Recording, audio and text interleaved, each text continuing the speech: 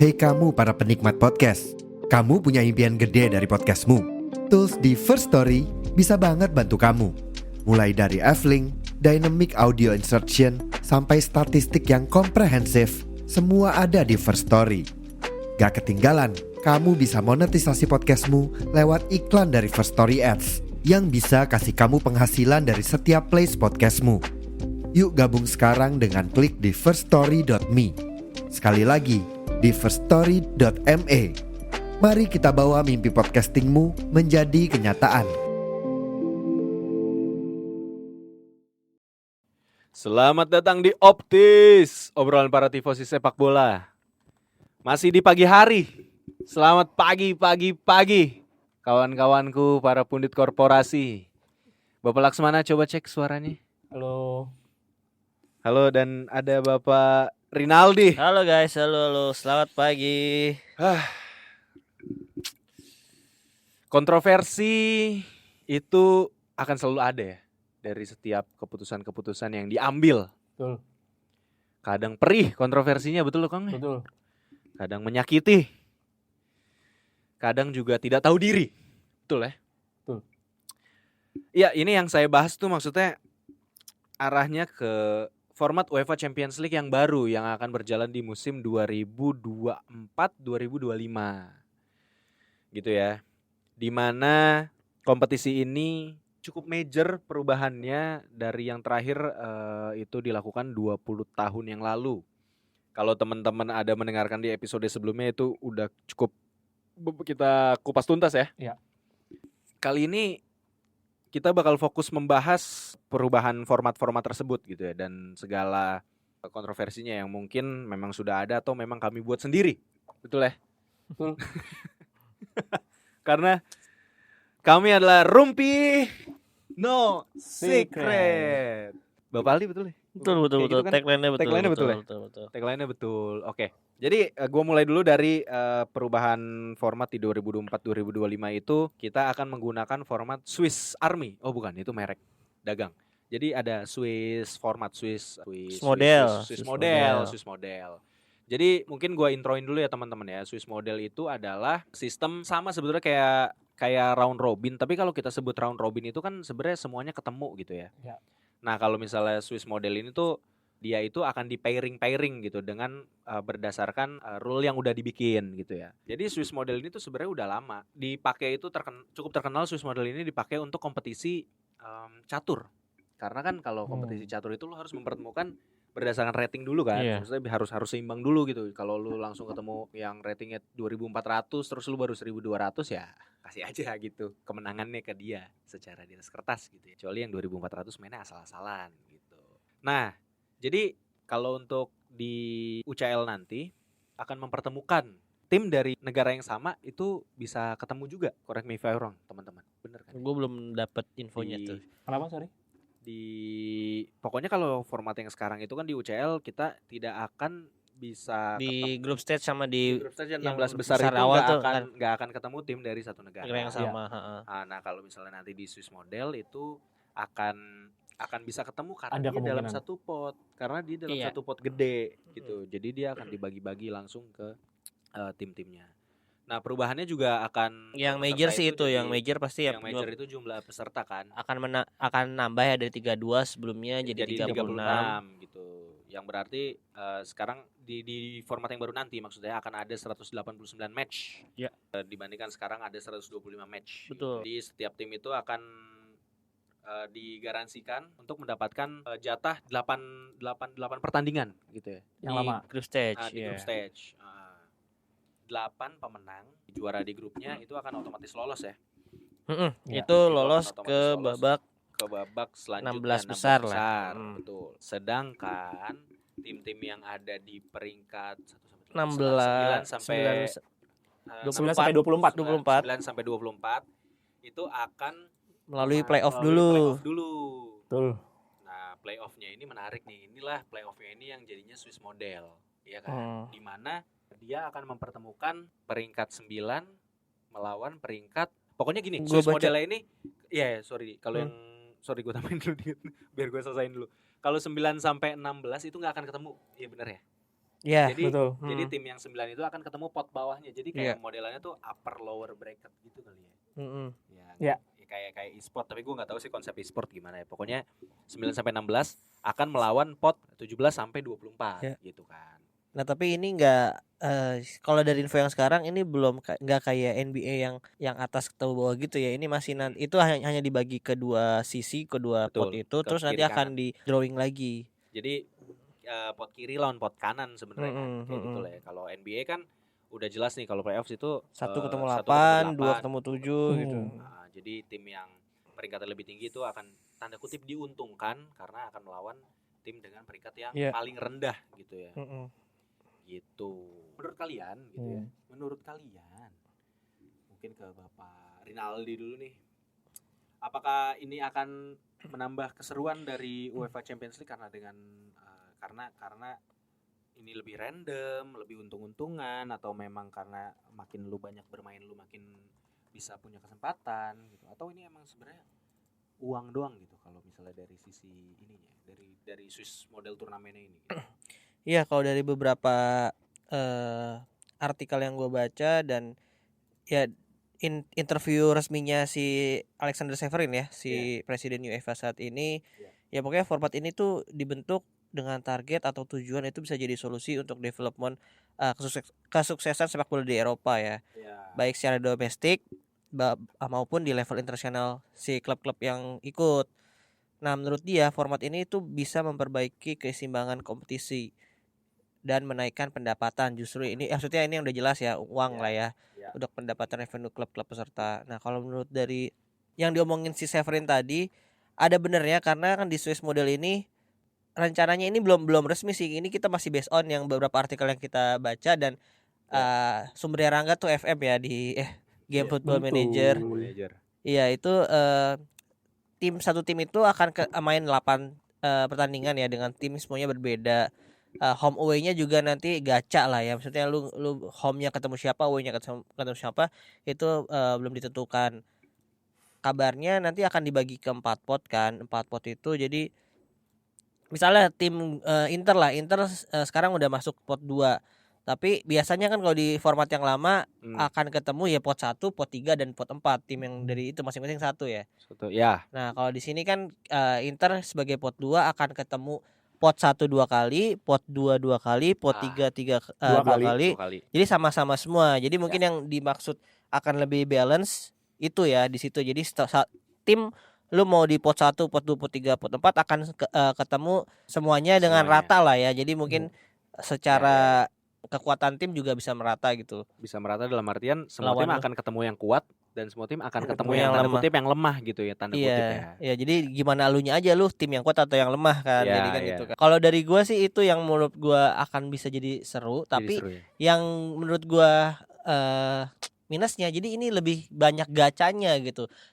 Drawingnya lebih banyak dari drawing tadi ketemu pot-potnya, terus nanti di yang playoff tadi itu drawing lagi, terus nanti setelah itu yang 16 besar drawing lagi. Jadi ini akan lebih banyak drawing yang menurut gua akan lebih untung-untungan juga sih sebenarnya. Kalau menurut lu setuju Kong bahwa ini akan jadi untung-untungan gitu, akan lebih gacha atau bahkan lu lebih kepada kalau gue ngelihatnya memang jadi lebih balance sih. Lebih balance itu tentu karena kan lo akan punya peluang ketemu tim kuat dan lemah dengan konsep yang lebih merata lah, bahwasanya lo ada potensi itu. Dan ya home away-nya jadinya 4 pertandingan home, pertandingan away, 4 pertandingan away dengan tim yang berbeda-beda. Tapi problemnya menurut gue justru yang jadi bakal dinamika adalah tim-tim dengan jadwal liga yang padat. Itu menurut gue yang jadi take away dan take notes lah. Dan spesifik ngomongin liga yang padat, sekarang mesti diakui Liga Inggris adalah liga padat.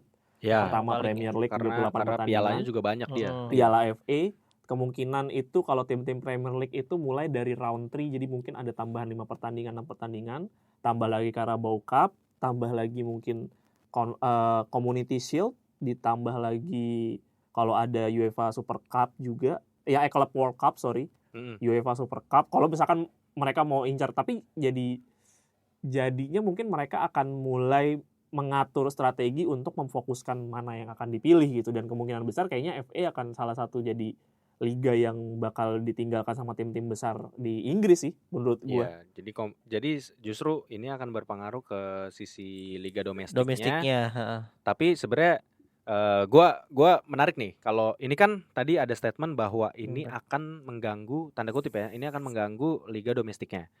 Nah, kenapa gue bilang tanda kutip? Karena sebenarnya nggak literal kayak gitu. Nah, ini gue pernah lihat di Tifo. Ini juga sumber gue dari The Athletics juga ya. Yang tadi udah gue sebutin tuh. Jadi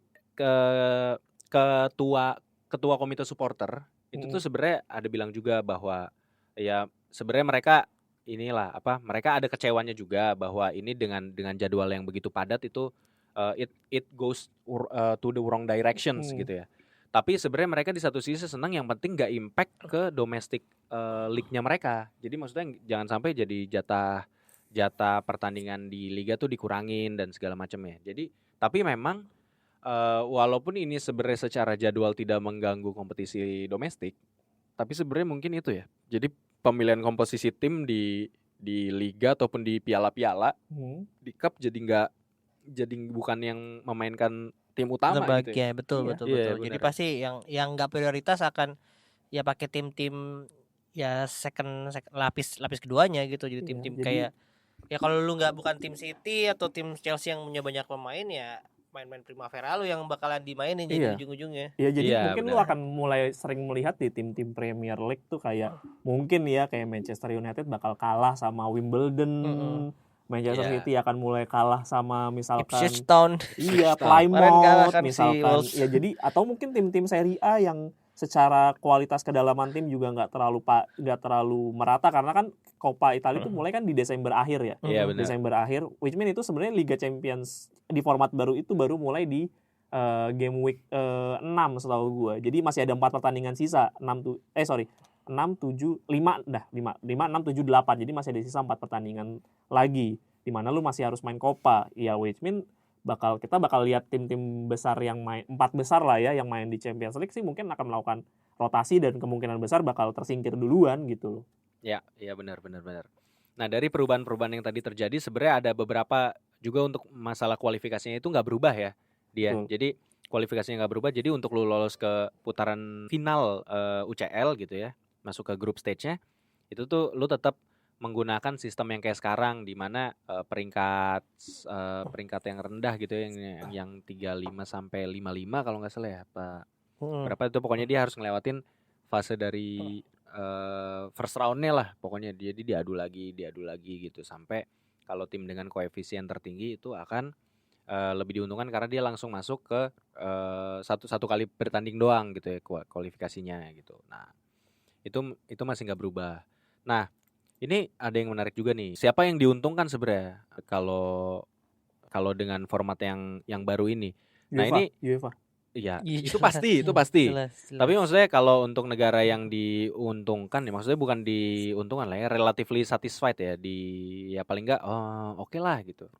Nah, itu tim-tim dari Italia, dari Serie A, La Liga dan Bundesliga sebenarnya, karena relatively itu akan turun ke mereka tambahan tim-timnya gitu ya. Karena IPL itu kenapa nggak yang terlalu diuntungkan di sini, karena IPL sebenarnya udah koefisiennya udah paling tinggi gitu. Jadi dalam satu musim Liga Champions sebenarnya saat ini tuh bisa 7 tim Premier League yang bisa kemungkinan lolos. Nah, terus kalau untuk menurut lu kepadatan ini tuh sebenarnya jadi masalah nggak sih dengan pemain gitu loh? Karena kan biasanya pemain-pemain yang main di UCL tuh pemain kelas 1 kan, dimana mereka juga dipakai sama tim nasional gitu. Ya jelas sih, karena ya otomatis tadi pasti jadwal lebih padat, mainnya lebih banyak, terus apa ya, kan ini liganya ya maksudnya yang paling bergengsi lah, semua orang pengen main di sini kan, semua pemain ya cita-cita di sini, pasti mereka akan memprioritaskan liga ini. Dan gua rasa sih kemarin ada sempat ada gagasan yang Europa Super League ya. Iya. Ya ini maksudnya ya nggak jauh beda sih ujung-ujungnya kalau misalnya dirubah seperti dengan format ini, dengan satu tim kan lu kalau mau sampai final yang dengan format sekarang itu main 13 kali. Benar. Kalau yang sekarang, kalau lu misalnya lu masuk dari jalur posisi ke-9 sampai 24 itu yang harus sampai playoff, lu Ah. total harus 17 kali sampai final. Pertandingan buat sampai final. Sampai final ya. Jadi ada tambahan 4 pertandingan, ya menurut gua ya mungkin secara ini masih bisa hitung jari ya. Cuman untuk pemain-main bola yang mainnya kan dia kan nggak cuma main doang kan, pasti latihan juga. Dia latihan tuh juga. jadwal padat itu cukup signifikan lah penambahannya. Iya, kalau lu Kong, apakah lu akan melihat pemain-pemain rentan cedera di musim selanjutnya atau malah tim-tim berbenah gitu untuk merotasi pemainnya gitu, malah jadi banyak kesempatan untuk anak-anak mudanya gitu untuk unjuk gigi di tim utama gitu. Ya memang, tapi di sisi lain gue mesti kritik keras juga sama UEFA ya, bahwa dengan tadi ngomongin masalah Super League, tadi Aldi ngomong mereka dengan keras menolak kompetisi itu, tapi di sisi lain dia bikin model liganya yang sebenarnya kalau lo ngeh dengan Super League itu sebenarnya konsepnya hampir mirip dengan satu liga, modelnya liga base. Ini kan modelnya liga kan, klasemennya kan klasemen liga kan, biarpun tidak ketemu satu sama lain sama kayak di Super League gitu loh. Tapi modelnya mirip, gayanya mirip, di satu bikin satu bracket juga dengan total pertandingan yang lebih banyak. Karena ini seingat gue salah satu yang di highlight sama si UEFA, karena ini agendanya di luar kalender FIFA, kalender UEFA lah ya spesifiknya, bahwa akan membuat pemain jadi bermain lebih banyak, yang dia buat juga akhirnya membuat pemain bermain lebih banyak. Menurut gue kayak itu aja udah kontradiktif, dan setahu gue kan yang salah satu pemain yang menolak dengan keras agenda-agenda yang dikeluarkan FIFA itu kan FIFA dan UEFA ya. Specifically kayaknya UEFA juga terlibat di sini karena ngomongin UEFA Nation League. Ya si Kevin De Bruyne kan udah ngomel-ngomel mulu dia. Udah ngomel-ngomel dan dia udah cedera juga kan sekarang. Iya. Di awal musim kemarin. Karena jadwal dari timnasnya padat, dari liganya padat, ditambah lagi dengan kompetisi Eropanya padat. Bukan tidak mungkin bahwa lu akan mulai banyak melihat pemain-pemain kesayangan kita bakal banyak yang cedera gitu loh. Bahwa rotasi is a one thing, tapi ketika lu punya pemain yang jadi core position kayak misalkan Kevin De Bruyne, ya akan susah lu gantiin sama siapa gitu, apalagi orang yang ngerti secara taktikal lu nggak terlalu banyak ya, itu jadi problem. Menurut gue ini akan jadi potensi masalah di kedepannya sih. Ya. Kita lihat aja sih. Nah kalau untuk peraturan yang sekarang itu tuh sebenarnya kalau peraturan sekarang nih ya, existing peraturan dulu deh, gue bilangnya dulu ya, karena sekarang yang kita bahas ini kan peraturan yang baru. Jadi sekarang tuh maksudnya yang baru, dulu tuh yang existing di 2023-2024 ini gitu ya, teman-teman. Siapa tahu kalian dengerinnya kan tahun depan gitu. Di tahun depan tuh maksudnya 2024-2025 gitu ya. Nah, apakah tim peringkat 3 tuh yang sekarang tuh bakalan langsung turun ke UEFA Europa League kalau yang di peraturan baru? Enggak. Atau malah masuk playoff? Iya, maksudnya yang ini ya, dulu kan yang sekarang kan, yang dulu itu peringkat 3 dari setiap grup itu akan turun ke kasta bawahnya ya. Europa League. UCL ke Europa League ke Conference League. Nah, sekarang dengan format yang baru ini yang 36 tim, BTW kan ini UCL kita ngomonginnya. Si Europa League dan si Conference League juga sama. Dia tetap sama 36 juga. Dan kalau yang sekarang kan 8 tim langsung lolos, 9 sampai 24 itu playoff, yang terbawah 8 tim terbawah itu nggak lolos sama sekali, langsung tereliminasi. Langsung tereliminasi ya. Jadi nggak ada lagi yang jadi turun kasta kan? Iya, nggak ada lagi. Ya, jadi kalau lu udah kalah di playoff ya udah. Iya, jadi ini berita buruk untuk Sevilla ya. Berita buruk untuk Sevilla, benar, karena jadi, memang dia mesti fokus di liga. Tim langganan. Fokus di liga untuk ngambil posisi 5. Iya, lolosnya langsung ke Europa League ya. Biar juara-juara aja. Jadi kalian juara. Kalian nggak bisa sengaja ngincer posisi 3 ya. Tapi udah nggak bisa, kemungkinan lu untuk back to back Europa League udah susah, karena kalau lu juara Europa League lu pasti masuk Champions League. Iya, bener. Aduh. Nah, terus itu mungkin perbedaannya ya teman-teman ya. Jadi dari perbedaannya tadi adalah kalau yang kemarin itu turun ke peringkat 3, peringkat 3 itu turun ke Europa League, sekarang udah nggak ada karena kita udah pakai playoff, terus udah gugur aja kalau gagal. Nah, tapi yang nggak berubah adalah ternyata teman-teman di grup stage di knockout stage dari 16 besar itu tuh kita tetap pakai sistem 2 leg. Iya. Nah, pakai sistem 2 leg. Nah, 2 legnya kayak nggak ada gol tandang ya. Udah dihapus kan gol tandang. Walaupun sebenarnya saya suka gol tandang itu tuh bikin deg-degan sebenarnya. Betul. Gua pribadi adalah pecinta gol tandang. Ya tapi kan balik lagi Pak, buat menambah dinamika pertandingan, menambah menit bermain, bikin TV rights makin mahal, rating makin tinggi. Kan kalau dengan adanya gol tandang itu kan nggak ada extra time Nggak kan? ada extra time. Jadi Nggak nggak ada ada, extra berakhir. time. Ya. Dan pasti akan tim-tim yang punya keunggulan gol tandang bakal main lebih pragmatis gitu. Ya justru itu Jadinya dibikin nggak seru. justru dibikinnya gitu ya. Tapi lu ngerti gak sih Kong kenapa gue cinta Tahu, gue pecinta juga. gol tandang adalah gue Iya. suka ketika tim yang ketinggalan tuh emang bener-bener ngejar tuh ngol. Jadi Iya. Ya, ini jadi kan tricky, jadi kejadian tricky. dengan episode yang sebelumnya ya, yang dimana gue Hmm. bilang Chelsea menang lawan Napoli karena itu menangnya karena gol tandang. Karena tadinya Iya. kalah 3-1 terus 3-1, mereka menang 4-1. Jadi nggak ada penalti-penaltian. itu yang menang tuh Chelsea apa Chelsea. Napoli? Chelsea ya? Oh iya bener. Oh iya lolos 2012 ya. Yang di akhirnya juara kan? Dan dia Iya. menang beberapa pertandingan tuh dengan menggunakan gol tandang. Iya. Tapi ya tim pragmatis Ya, jadi. itu ya jadinya Iya, lo akan iya, melihat iya. kalau dengan gol tandang permainan yang kayak begitu. Ketika unggul ya pura-pura cedera lah. Ketika unggul gol tandang ya. Kalau menurut lu dari semua ini Kong Hmm.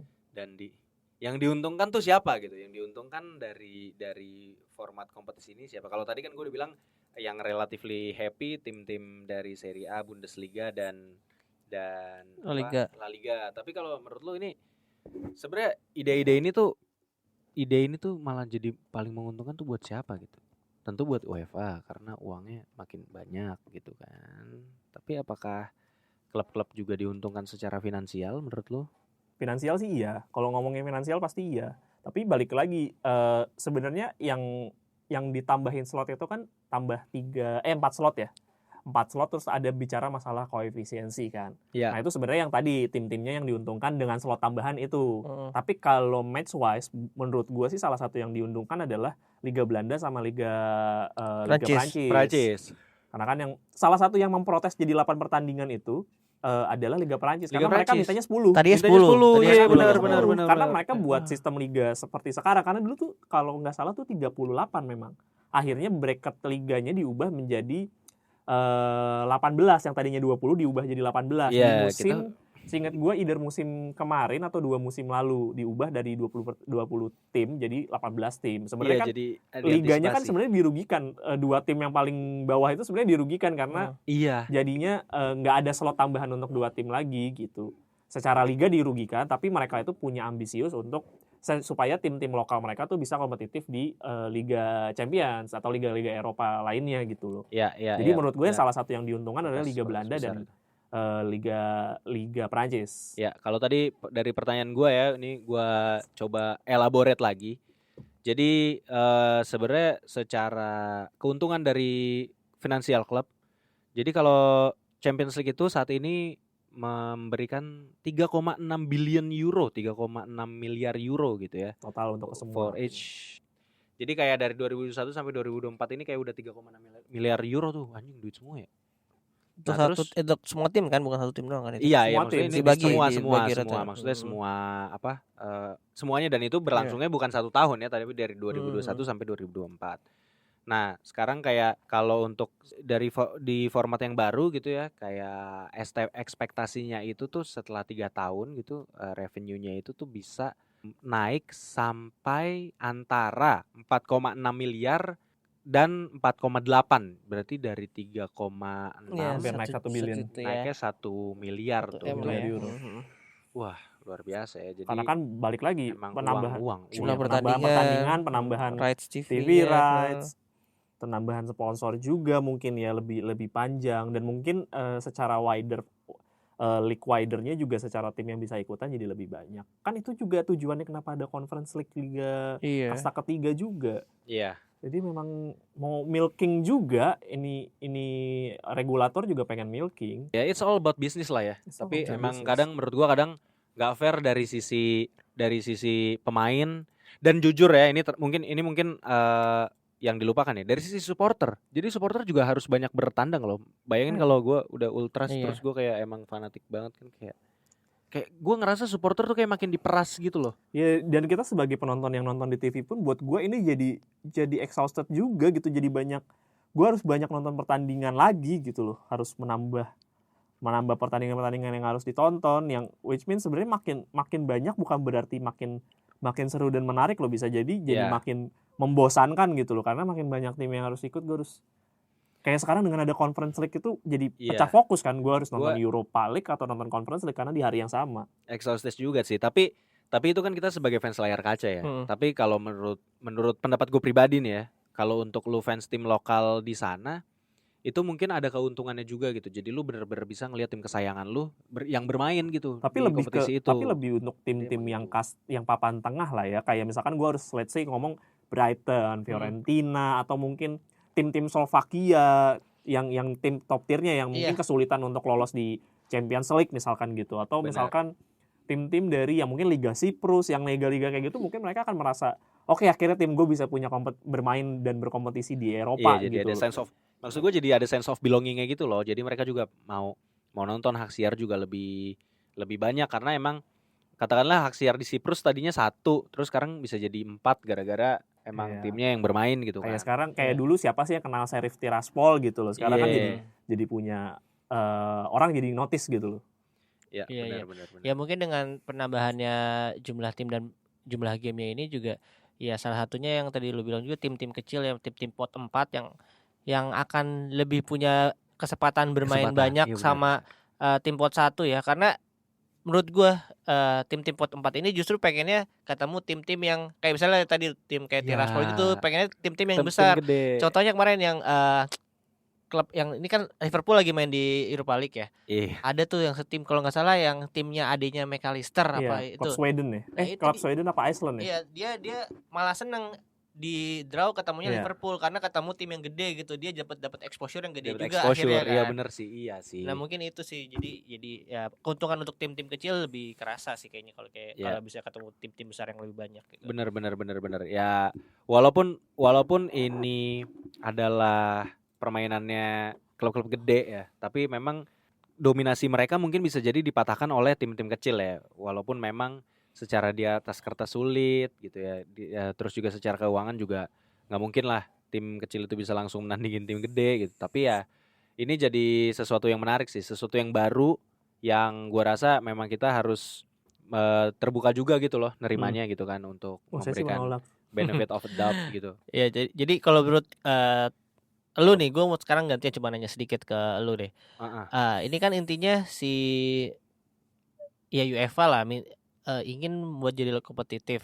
Nah, secara pertandingan, secara game, kita sebagai penikmat sepak bola, menurut lu gimana nih? Apakah benar-benar bisa jadi lebih oke gamenya? Apa bisa jadi dapat pemenang baru lah? Sekarang kan ya paling sering Real Madrid, kita udah bahas kemarin 14 kali menang. Apakah bisa jadi dapat juara baru dengan format yang seperti ini nih? Iya, kalau gua pribadi sih gue setuju sama Rangga yang pertama ya. Maksudnya gue juga sebenarnya nggak setuju gitu loh ini ditambahin, karena memang dari sisi kita sebagai penonton itu bakal exhausted banget gitu, dan menurut gua ekspektasi kita bahwa ada tim-tim kecil yang bisa berlaga di dan melangkah lebih jauh gitu ya di kompetisi UCL nanti, itu tuh bakal kecil juga kemungkinan gitu, karena balik lagi secara taktikal, secara pemain, kedalaman squad itu lu tuh cuma punya itu aja gitu loh kalau lu emang tim kecil gitu ya, kayak tim pot 4 tadi.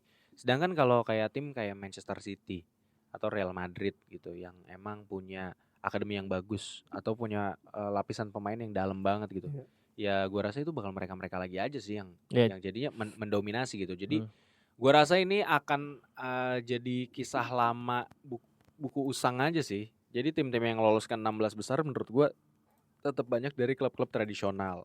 Kalaupun ada klub-klub yang di tim kecil gitu ya, yang pot 4 deh, jangan bilang tim kecil deh, maksudnya dari tim non unggulan, gua rasa di babak knockout itu bakal ya dihajar-hajar juga sih, karena mungkin dia bisa mencuri poin di fase grup, tapi di fase knockout nggak mungkin lah kayak tim gede membiarkan itu dilepas gitu aja gitu loh, karena mereka juga kan pengen menang lah, ngejaga gengsinya, ngejaga finansialnya gitu loh. Maksudnya kalau tim gede yang ngelepas keuntungan finansialnya, justru menurut gue tim gede yang bakalan rugi, karena ya gimana mereka mau ngegaji pemainnya dan mendapatkan tambahan uang gitu loh kalau bukan dari kompetisi ini. Ya, jadi intinya menurut kita